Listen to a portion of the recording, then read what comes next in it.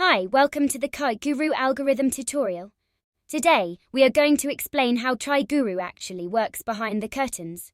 First, let's talk about the simple Shamir Secret Sharing algorithm.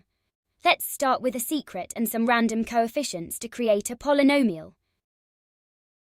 Now, we can create a polynomial using these coefficients. Let's visualize the polynomial and generate shares from it. Each point on the curve represents a share.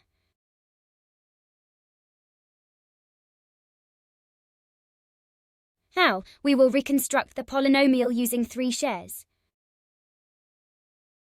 Using Lagrange interpolation to reconstruct the polynomial. Here, let's visualize how Lagrange interpolation works. In numerical analysis, the Lagrange interpolating polynomial is the unique polynomial of lowest degree that interpolates a given set of data.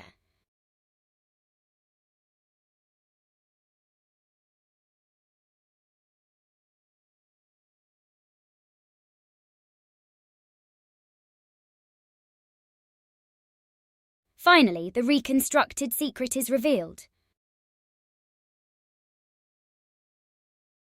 You successfully reconstructed the secret. We now begin the demonstration for the keeper's extension. Our setup consists of 2 owner shares and 3 keeper shares. Owner threshold of 2 and a combined threshold of 4 imply that our original polynomial f is linear, while our extended polynomial g is cubic. This design guarantees that even if some shares are lost, the original secret remains secure and recoverable. Let's see why we can say so.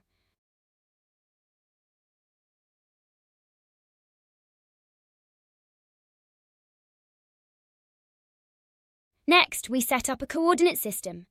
We start with our original polynomial f, which is of degree 1. The secret is embedded as the constant term 1234, and we add a linear term to distribute the secret into the shares. Now we plot f on the coordinate system. Notice the line starts at the secret value and grows linearly. We then compute the physical shares by evaluating f at x equal to 1 and 2. These points on the graph represent the shares originally distributed to physical owners. Next, we compute a helper polynomial h. This is based on roots at x equals 0 or 2 and 4. The design ensures that h equals 0 when evaluated at these roots. Extending the polynomial allows us to embed additional security without disturbing prior configurations. Observe the curve of h rendered in yellow on the graph. We also highlight specific calculated points to visualize the behavior of the polynomial.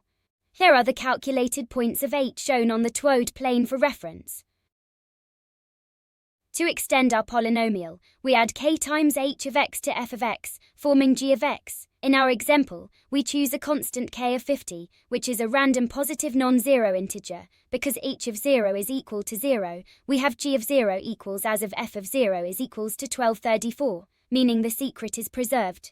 We resurrect the previous linear polynomial f of x, so we can observe that the extended cubic g of x actually intersect it. Now watch as the curve smoothly transitions from the linear function f to the cubic function g. The extended polynomial now exhibits non-linear behavior, thus observing the cubic shares gives not clues of the linear shares. Subsequently, we compute the keeper shares by evaluating g at x equal to 3, 4 and 5. These red points represent additional shares that enhance the overall security of our scheme. Finally, we verify that our secret remains intact. Evaluating g at x0 yields the same result as f at x0, which is 1234. This point, marked in purple at 0, 1234, confirms that the secret is preserved through the extension. In summary, we have extended our original linear polynomial to a cubic one, generated additional keeper shares, and ensured that the original secret remains unchanged. This completes our keeper's extension demonstration. Of course, this is a simplified explanation. In real-world implementations, higher-order polynomials are used, along with true randomness, to prevent entropy attacks. See you next time.